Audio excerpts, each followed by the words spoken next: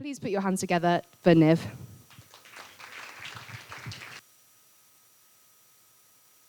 Thanks, Bella. And thank you so much for joining us. It's been such a delight to be together these lunchtimes and think about these big topics. And today is a huge topic. Well, 3, racism, sexism, imperialism. If you gave me hours and hours, I promise I could fill them because there is that much to be said about them.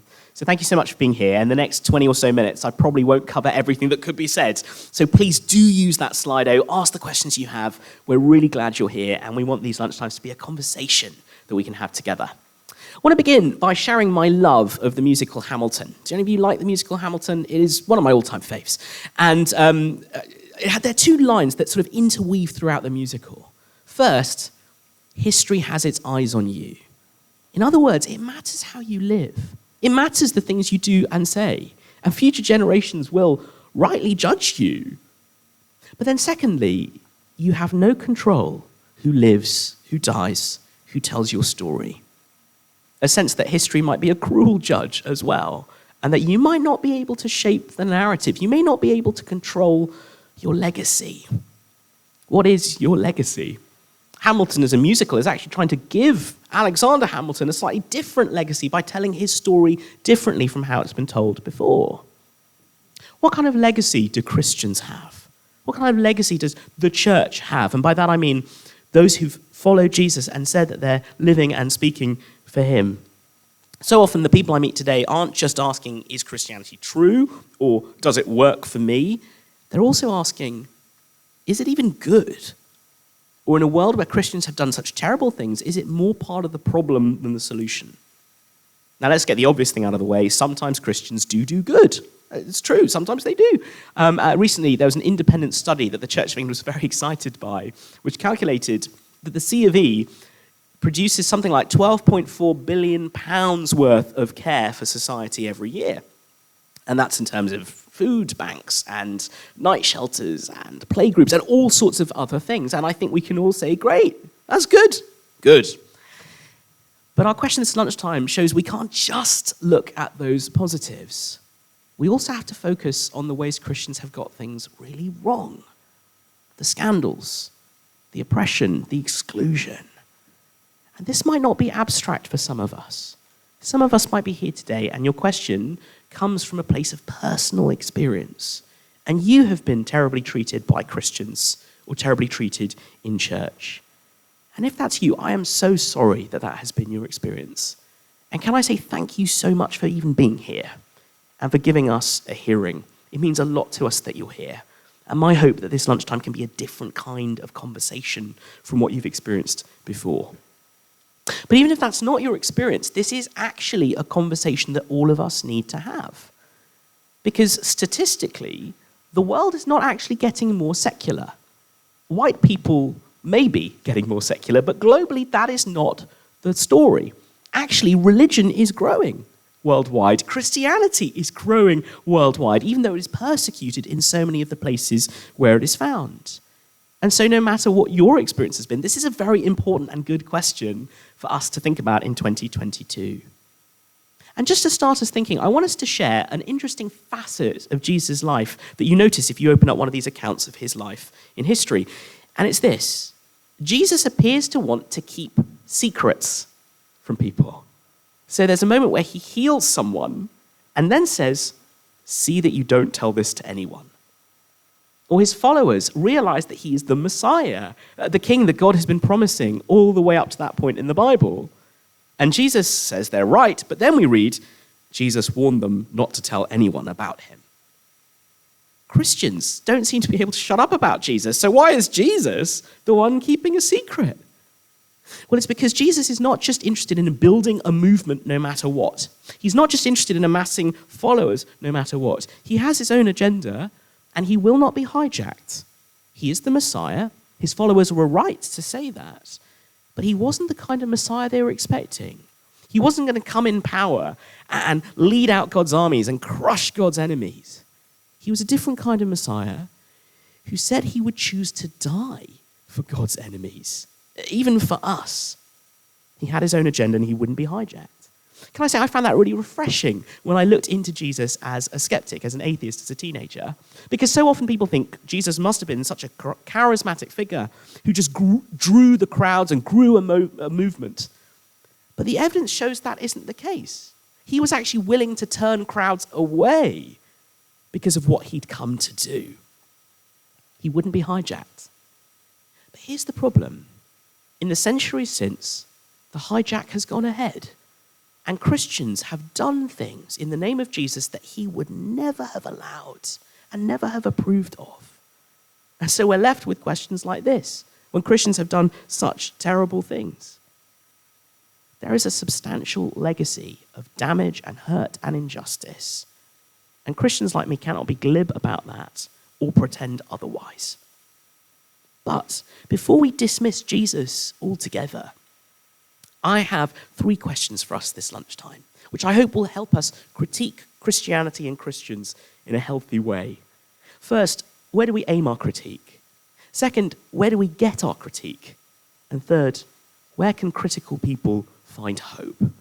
So first, where do we aim our critique? A sober look at history does reveal that Christians have been deeply corrupted by the power they've wielded. It also reveals that the church has participated in, cooperated with acts of terrible oppression. And it is important for us to acknowledge that. But does that in itself invalidate the claims of Jesus? If people have used his name as cover and justification for appalling things, does that mean we should no longer take him seriously? I think we all agree that that wouldn't be fair. How do you feel when you've been misrepresented by other people? When people say things about you or on your behalf that you would never have chosen? Are you okay with that?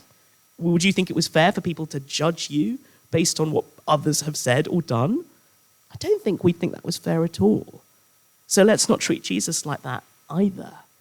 Aim your critique rightly. Don't let his followers be the reason you don't take him seriously.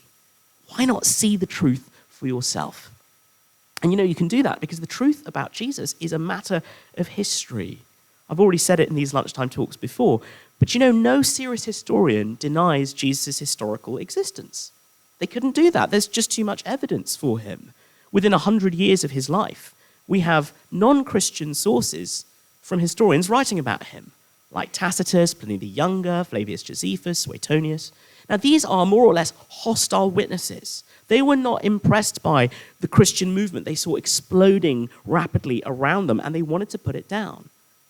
But it didn't occur to any of these earliest opponents of Christianity to deny Jesus' historical existence. All of them acknowledged that he really lived. And of course, we get so much more information about Jesus in the earliest Christian writings of all, the New Testament, which you find in the Bible. And we, again, have to take these seriously from a historical point of view. For one thing, there's extremely early material evidence for them. Our first physical fragment of the Bible is dated to within 3 or 4 decades after the book it was written from was first produced. So I think I've got it up on the screen. It's called Papyrus 42. You can find it in the Rylands Library in Manchester. And it's from John's Gospel, which was dated to about 90 AD, somewhere around then. And this has been dated to something like the first half of the 2nd century. That is tremendously impressive. Because you see, normally when we study antiquity and manuscript evidence, what we find is this. There's a huge gap between when a text is first written and our first physical copies of it. And moreover, there aren't that many copies to work with, so we don't really know if those texts have been changed or how they've been changed. But with the New Testament, it's completely different. The gap between when these texts were written and our physical evidence for them is tiny, a matter of decades rather than centuries when it comes to that fragment from John's Gospel.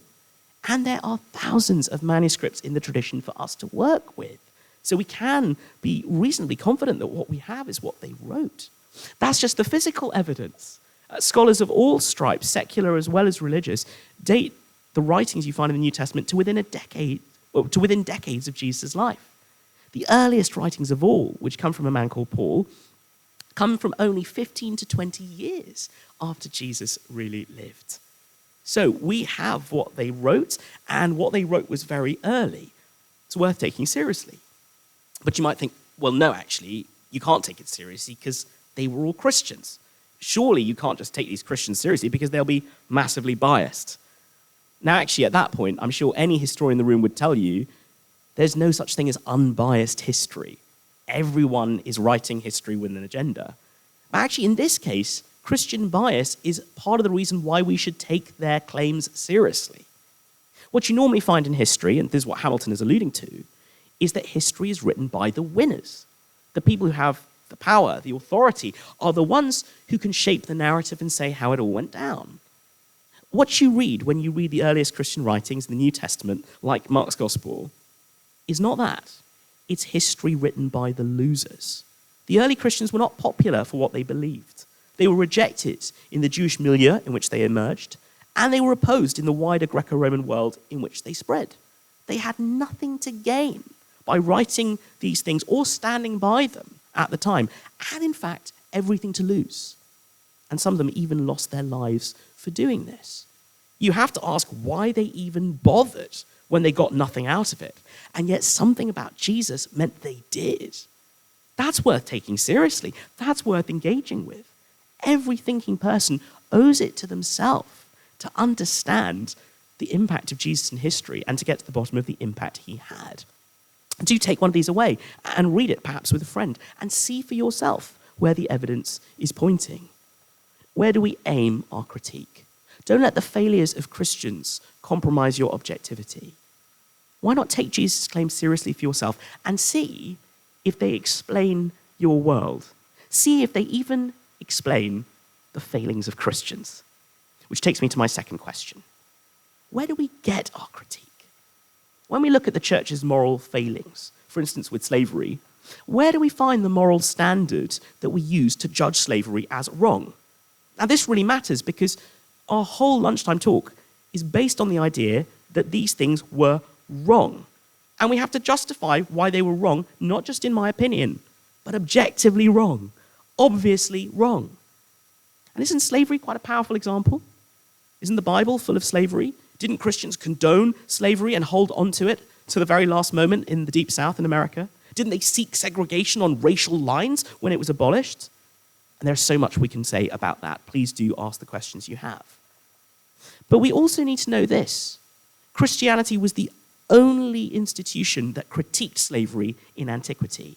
It powered the most influential abolition movement in modernity, and then the civil rights movement a century or so later. In the ancient world, classical ethics, take Aristotle for example, thought that some people were fit for slavery by nature.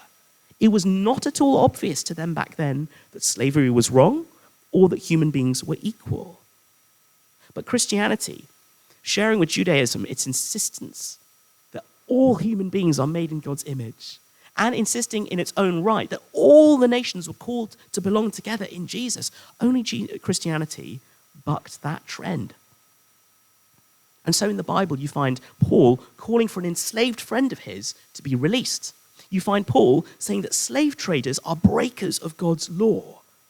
In the 4th century, Gregory of Nyssa preaches a fiery denunciation of slavery as a concept and a practice, and it is the only denunciation of slavery that we know of in the ancient world. In this country, in the midst of our shameful profit from the transatlantic slave trade, it was Christians motivated by their faith who pursued abolition, like William Wilberforce and Olaudah Equiano and John Newton. That radical commitment to human dignity, universal human dignity, didn't arise in any other setting. And let's be honest, that commitment doesn't follow from believing that all we are is time and matter and chance, and we got here through an unguided process in which only the strong survive. Our question thinks also about imperialism. I wish I could say more, but did you know that the very first time religious freedom as a concept is articulated was by Christians? 2 North African Christians called Tertullian and Lactantius. They were the first ones, before Christianity got its hands very dirty with empire, and we can talk about that, who were asking for a world in which everyone had freedom of religion, freedom of belief. Or take sexism as a charge. Again, so much to say here. But did you know Jesus' conduct was revolutionary in the way he treated women? I can't resist quoting this quite long moment from Dorothy L. Sayers, who was a brilliant 20th century novelist. Perhaps it is no wonder that the women were first at the cradle and last at the cross. They had never known a man like this man. There has never been such another.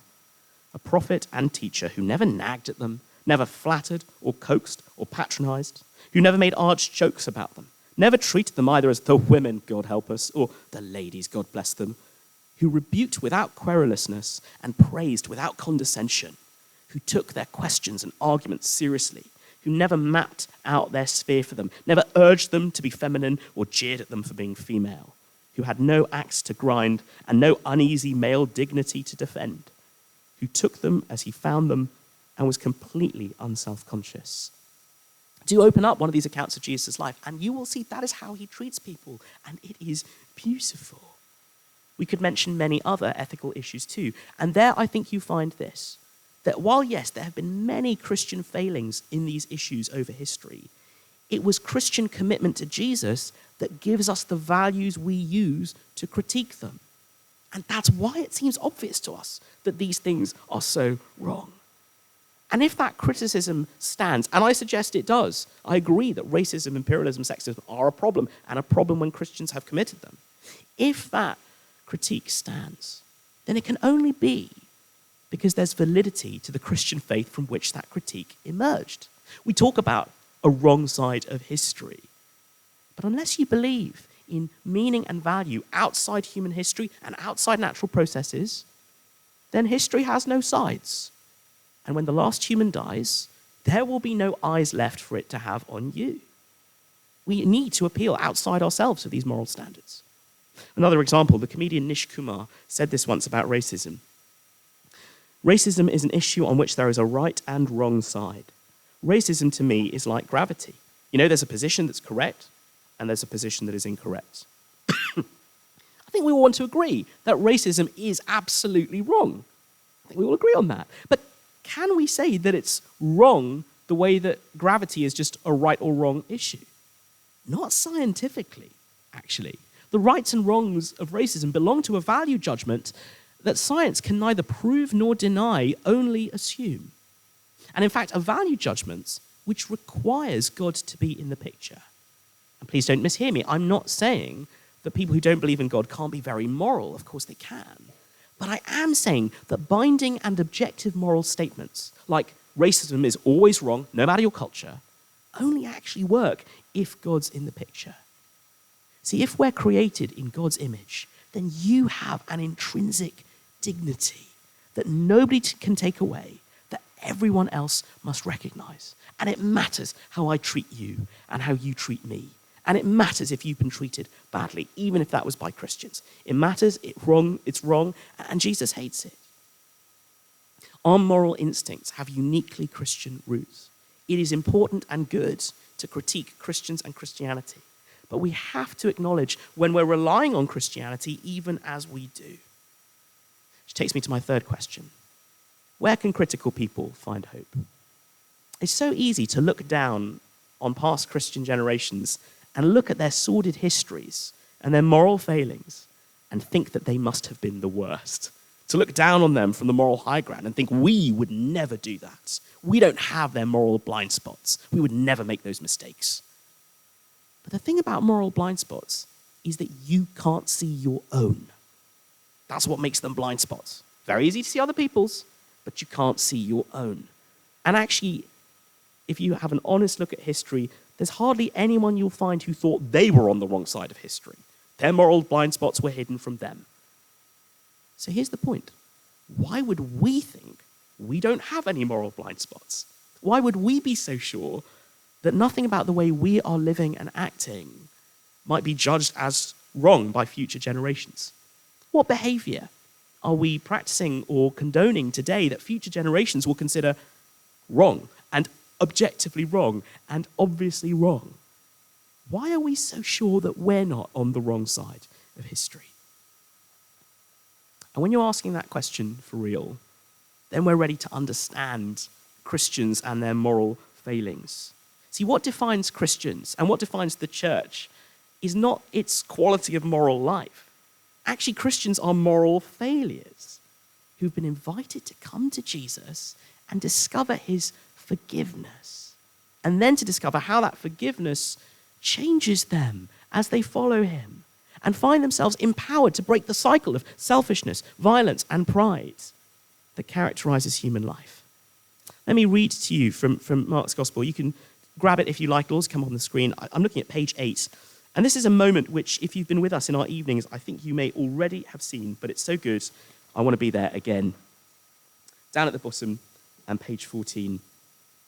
Page 8, verse 14. As Jesus walked along, he saw Levi, son of Alphaeus, sitting at the tax collector's booth. "Follow me," Jesus told him, and Levi got up and followed him. While Jesus was having dinner at Levi's house, many tax collectors and sinners were eating with him and his disciples, for there were many who followed him. When the teachers of the law, who were Pharisees, saw him eating with the sinners and tax collectors, they asked his disciples, "Why does he eat with tax collectors and sinners?" On hearing this, Jesus said to them, "It is not the healthy who need a doctor, but those who are ill. I have not come to call the righteous, but sinners." Keep reading in these accounts, and you'll find that Jesus is always eating and drinking with the wrong kind of people. That's of a piece of his wider behavior, this revolutionary way of treating men and women, rich and poor, old and young. He's always breaking the stereotypes and the conventions because of what he's come to do. And again, as we've just read, many of the religious communities of the time often hated him for doing that. But they were missing the point. Jesus' love for humanity is so deep that he's interested in moral failures. And he has more to do with moral failures than just judge them and condemn them. He wants to welcome them and forgive them and include them in the new community he's building. He loves moral failures. He even loves us. And Jesus' table, around which Christians have always gathered, has been a powerful image of the equality and welcome on offer with him. Equality because we come equally needy to Jesus, no matter what we're like or who we are, needing his forgiveness, but also equally welcomed by him as he feeds us with broken bread and poured out wine, signs of his body broken for us and blood poured out for us so that we could be forgiven. It was impossible for a slave and a slave owner to gather at Jesus' table and leave unchanged. It was harder and harder for them to believe that one of them was more valuable than the other the longer they spent around Jesus' table. And Jesus' welcome is transformative. But that transformation takes time in individuals and communities.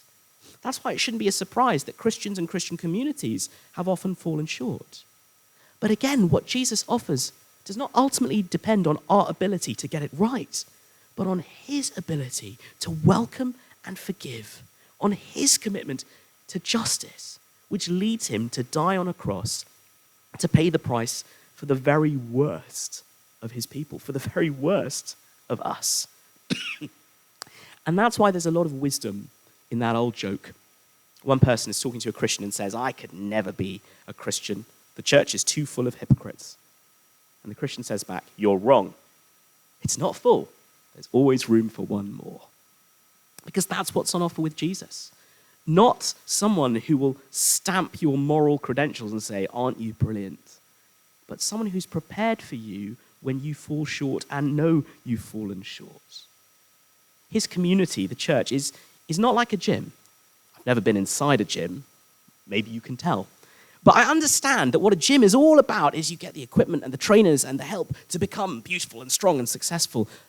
That is not the kind of community Jesus welcomes us to. His church is more like a hospital for those who know their moral failures, for those who feel sick and know that they're weak spiritually and are looking to Jesus to do his work like a perfect doctor. And so saying yes to Jesus isn't first of all about institutional allegiance. First of all, it's about coming to Jesus with our needs and failings and discovering that his arms are stretched out to embrace us in his death, that he wants us and that he welcomes us. Discovering that forgiveness and then living day by day with that forgiveness changing us. And once we've done that, then yes, it does mean life together with God's people, his family, the church. And that will also involve a solidarity with Christians of the past. Not ignoring their failures and whitewashing them as if they never got it wrong, and not ignoring their successes and idolizing them instead. We're not called to look at this past community and rest on their laurels, but rather stand with them in proclaiming Jesus today, praying for, working towards the justice he so loves. That's where critical people can find hope, in Jesus. And that's where people who care about justice should begin, by coming to the truly just one and discovering how his kindness and generosity to forgive has changed history, learning from him how to hold power, wealth, and status in a totally new way, seeking to serve rather than being served, because that's how he has defined greatness for us. Thank you so much for listening. It might be that much of this is new to you, and you just need to look and see more for yourself. And if that's you, please do take away one of these accounts of Jesus' life. Read it with a friend, and see for yourself where the evidence might point. It could also be, though, that you've been thinking about this for a while, and that you're not new to some of these things, and you are ready for that welcome Jesus offers. In fact, you're even ready to say you know you need him. And the good news is that he is so willing to welcome you and me, and he's willing to do it even today. And it would be as simple as saying yes to him. So if that's you, please do talk to me or someone you came with from the CU and find out more. But for now, why don't we chat on our tables, perhaps get the Slido out, put a question on, upvote a question if you find it interesting, and then we'll be back together for Q&A in a bit. Thank you so much for listening.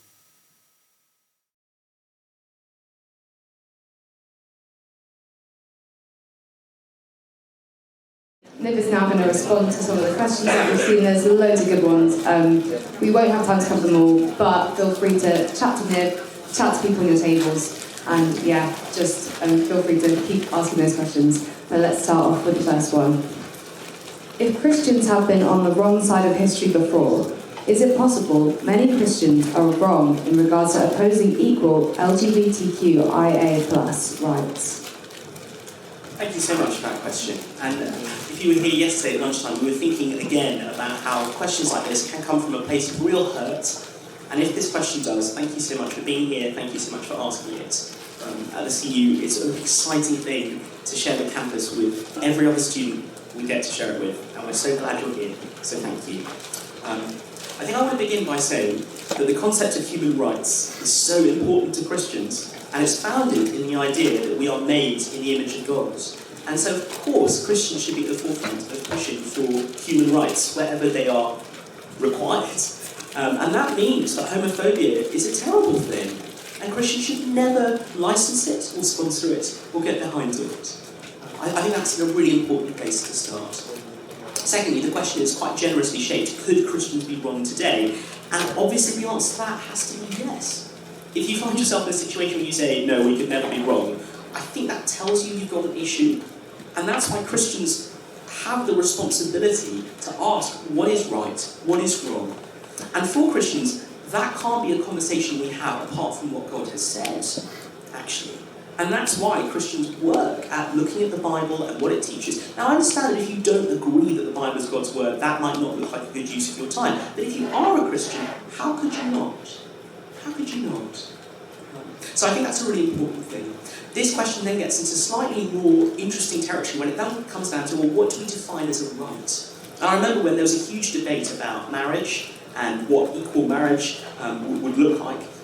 And it's true that at that moment Christians were asking for the right to define marriage as they wanted. I don't know that we were saying that others shouldn't have the right to, define relationships, marriage, etc., as they wanted. And I think we live in a society where we're kind of okay with that. But Christians are going to have a distinctive commitment to what marriage is because of their faith. And I hope we live in a society open enough to allow them that. Also Jews, Muslims, others from different religious traditions to define marriage according to their faith. I think that's an important thing. What was I going to say about that? So I think it's important that we allow people the space to have those kinds of conversations together and work towards it together, and that's a conversation that's free from hostility and discrimination. So thank you so much for asking that question. Thank you so much, Liv. The next question is, If someone has never heard of Christianity, how can their moral instincts be based on or grounded in the religion? Thank you very much. And I think in some ways that's a slightly tangential question to what our lunchtime talk was about. Our lunchtime talk, I guess, was about people like us who have heard, not theoretical people who never have. So let's take a kind of sidestep to think about this. Actually, one of the things that Scripture says is that because we're made in God's image, each one of us is going to have a very healthy dose of a conscience that seeks what is good and true. That is why across the world there are all sorts of common intuitions, which include, for instance, the idea that there must be a God, because that's actually a pretty fairly widespread belief. All sorts of different things. And I think it's right to say that Christians have always thought that something about the way the world is made would tip you off about how we ought to live in it. So if you're talking about a totally theoretical person who doesn't share any ethical common ground with anyone else in this room, then even there would be a sense in which their moral compass is shaped by the fact that they're created. But that's a slightly different question from the one that we're thinking about this lunchtime. None of us are in that situation. All of us have breathed the air that is different because Jesus was in our world. All of us. And because of globalisation, that really does mean all of us now. Yeah, great question. Thank you very much. I think we've got a few similar questions along the line, so I won't repeat them, but if there's anything specific that you would like to delve into, feel free to ask Niv. But we'll go to the next one. Why was Jesus a man and not a woman? A really good question. And there's a sense in which the answer to this could take years and years, and there's lots and lots to say. I think I want to say that Jesus steps forward not as a bolt from the blue, but in the context of an unfolding story of God's commitment to redeem the world, one which would involve both men and women. And so, one of the things you might have heard about Jesus is that he has a virgin birth. One feminist theologian points out, therefore, that no man had anything to do with it when God decided to enter the world to save it. And actually, that the role that women play in Jesus' life is a really important one. The dignity he gives them is not because he was kind of a proto-feminist, although feminists, I think, have rightly found a real wellspring of rich thinking in his example, but because he'd come to redeem humanity, male and female. Part of that unfolding story involves the roles that various biblical figures had played in the past. And I think one of the things you discover as you look at Jesus in the context of the whole Bible is that he is, as I say, not a bolt from the blue, but the fulfillment of everything that the Bible has been talking about. And there's a sense in which his maleness is probably going to be tied to that. And you might have further questions about why it should be. And I think at some point the buck stops with the God who says, because this is how I made things. And I can't go much further than that. But if that's your question, can I encourage you to put Jesus in that wider context and see the difference that makes? Can I also encourage you to think about the dignity that women found in Christianity? Do you know, one of the reasons why Christianity grew is that women loved it. And one of the reasons why women loved it was that it told men that their sexual instincts had to be harnessed to the love of God and the love of neighbour, rather than just unleashed as a sort of destructive force. No wonder women found this so appealing. Christianity was a religion that didn't say that female infants should just be killed on birth. That is something we know about happening in the classical world, not isolated instances, but something that was commonly done. So again, something for us to dig into if that's your question. Thank you very much. So the next one would be, would you say that finding same-sex marriage as wrong is not homophobic? A really good question, and I think in many ways this is the question. If you think that to hold the view that same-sex marriage isn't marriage as you would define it according to God's word, if you think that that automatically makes you homophobic, then I think the problem is that we're not having a conversation anymore. Because homophobia should be about the wrongness of treating people differently based on their sexuality. That's what homophobia is. The wrongness of treating people differently, of thinking about them differently. But if it then gets to the point where you say, unless you agree with my definition on this, you are homophobic, then I don't know what kind of conversation is possible. And can I say that's an important question given the 21st century we live in, given that religion is growing, given that actually in religious traditions like Islam and Judaism, marriage is also defined as being between a man and a woman. I think that's a really important thing to take up, actually. This is not just a kind of crazy Christian fringe view. This is something that lots of other religions have believed as well. And I'm not saying, therefore, you should believe it's right, but I am saying, how do you think of those people? Do you think they are all the worst of the worst? If you do, and I suppose it's your right to think that, what kind of participation in society can you have with those people? What kind of conversation can you have with those people? Can I just say something very briefly on this, a little bit autobiographically? When I came up to university, I was reasonably sure I was at least bi. And so for me, this is not a conversation I'm having just out of thin air. This is something that is part of an experience I've lived. And as a result, the freedom to say yes to Jesus' way and to have that right is a really precious one. Would we take that away from people? Would you take away the freedom to think differently from you? And if you did, what kind of world is that? Surely a world just as oppressive as the 20th century was when we were trying to escape it, when everyone had to think what Christians thought. If that wasn't the right thing, then let's not make it the same today. Thank you very much. I think we have time for just one more. Do you really believe the good of Christianity outweighs the bad? It's a really good question, and I don't actually know if I can quantify that, but I think the point I was making in my talk was different, and even more subtle. That there is no way of conceptualizing good in the 21st century West that can elude the impact of Christianity. So think about that question again. What do you call the good of Christianity? If you are a classical Greek or Roman thinker, nothing Christianity does is good. Just read Friedrich Nietzsche. It's a disgusting form of slave morality that cares about the weak, cares about the poor, cares about the ill, cares about the disabled, cares about women. Ugh. And so you wouldn't think they were good at all. If you think they were good, then you already agree with Christianity more than you did with any of its predecessors, and you have to figure out why. And if your worldview is based in one in which there is no God outside of human history, then I don't know how you can do that without saying, well, I just decided. And if you just decided, again, whatever that is not a secure foundation for responsible action. That's not a secure foundation for a society in which we can work together, is it? We need more than that. Great questions, though. Thank you. How do we judge right and wrong? You mentioned that there were moral blind spots in the past, and there are now. So how can we be sure what's right and wrong? It's a fantastic question. And actually, if you're here, as a philosopher, you probably know that ethics is a whole discipline in which people are engaging in what moral reasoning even is. I want to suggest a two-part answer to this question. The first thing to say is that actually all of us need to answer this question. I mentioned this earlier in the week as well, but the philosopher David Hume, I think, very helpfully pointed out that there really is no way to bridge the gap between is and ought. So that we can explore reality, we can take our empirical methods right into the world and and learn a lot about what is. None of those empirical tools, however, none of the sort of scientific apparatus we use can get us to ought. That's a different kind of question requiring a different kind of discourse entirely. And I think he's right. And if you have follow-up questions on that, come talk to me. But I think it's fair to say that those who've wanted to say science and science alone can validate our moral intuitions have actually not been able to get over that, I guess, ugly ditch between is and ought. So that's one thing to say. All of us need to figure this out. And if you think that there is no meaning to this world where time, matter, chance, nothing else, everything's just going to end in entropy, then you really are stuck with the problem, because then you have to ask, why are my moral intuitions worth following? How do I know that I'm not just dominated by moral blind spots? And there are lots of ways to think about that, and ethics discussions will continue for a very long time.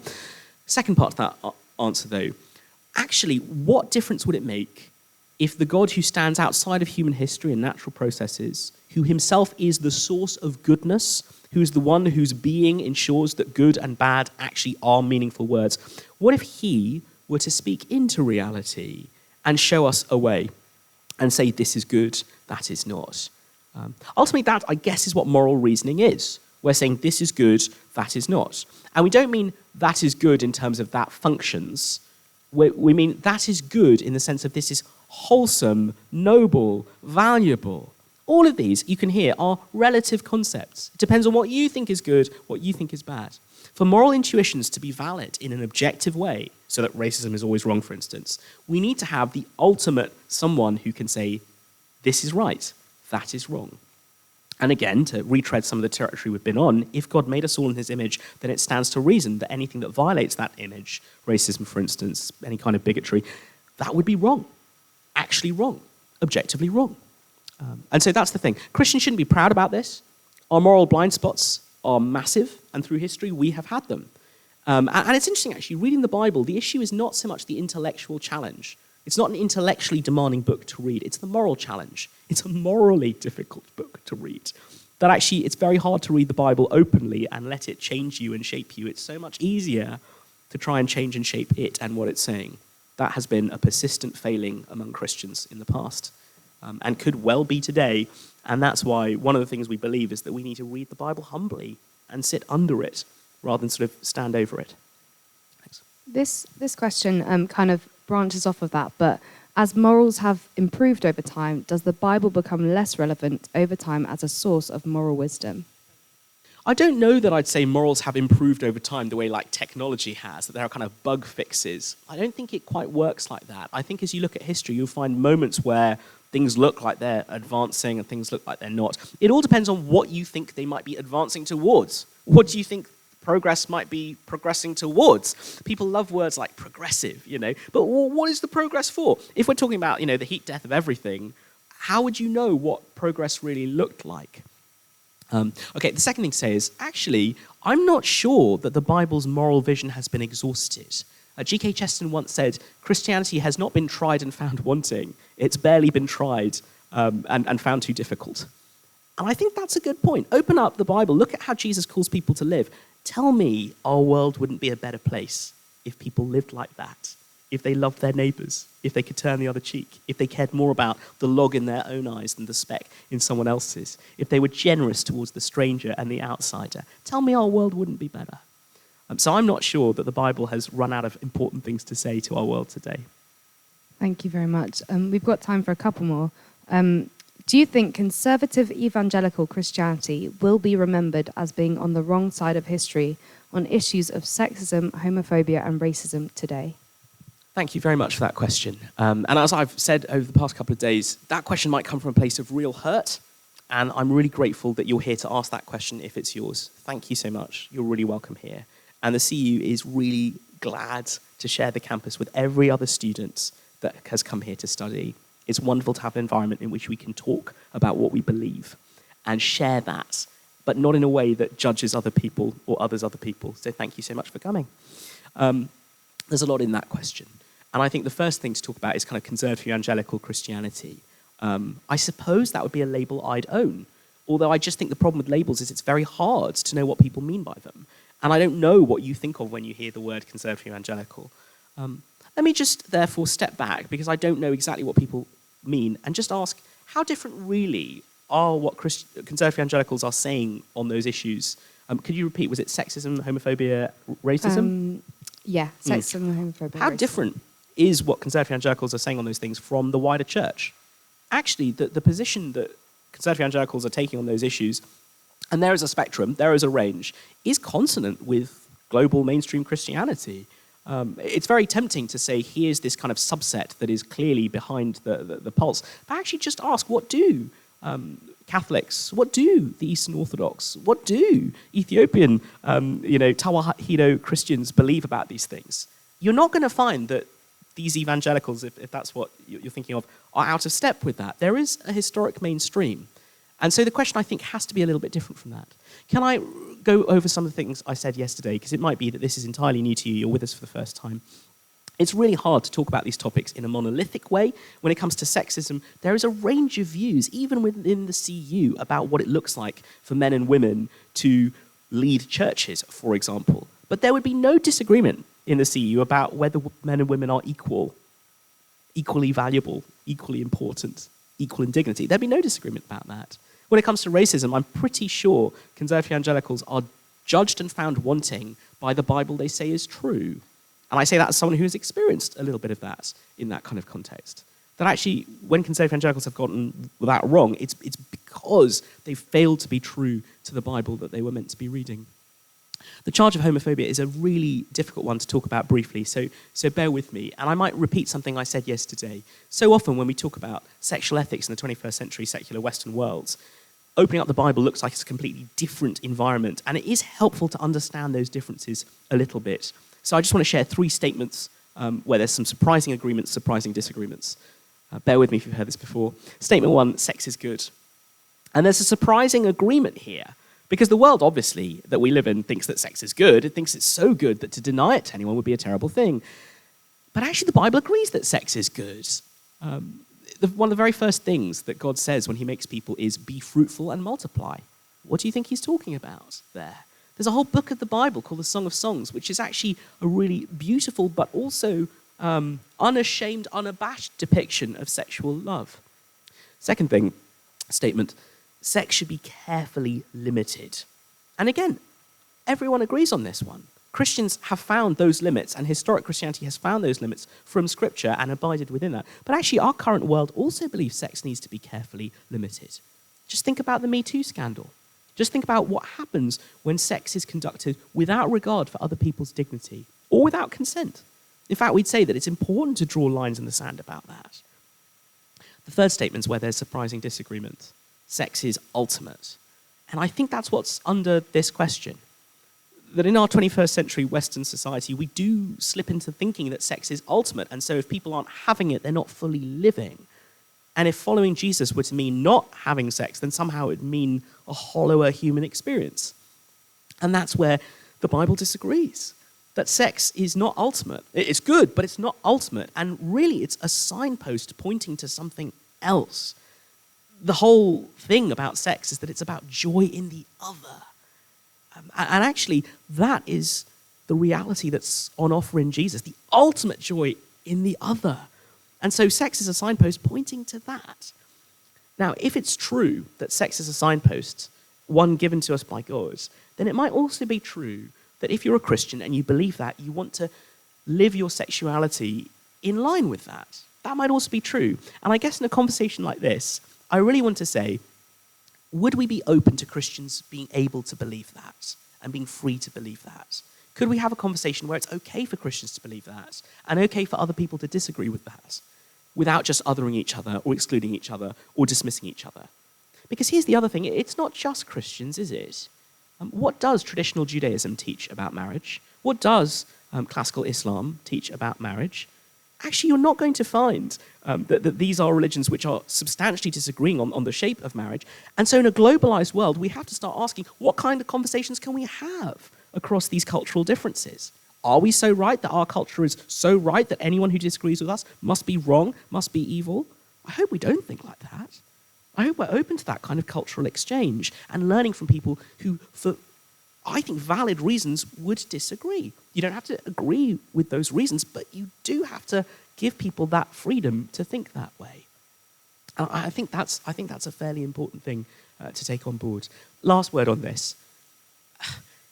With what's on offer in Jesus, God's biggest question for us is not, are you straight or gay or cis or trans, or are you this or are you... Those are not unimportant questions, and they don't not feature in our experience. But his biggest question is, are you mine or not? And Christians believe that everything else we could talk about, as important as it is to talk about, is downstream of that. And could it be that it's a different kind of conversation because it's downstream of that?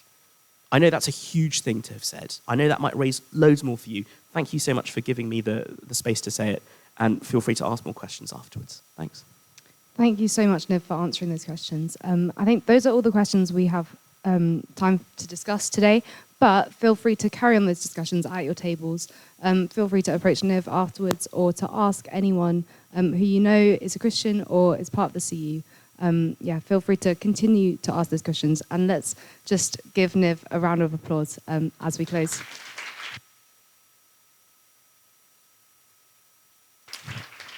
So just as we close, I'd like to just thank you all for coming. It's been so wonderful to have you here today. It's been so lovely to just explore purpose and what that looks like.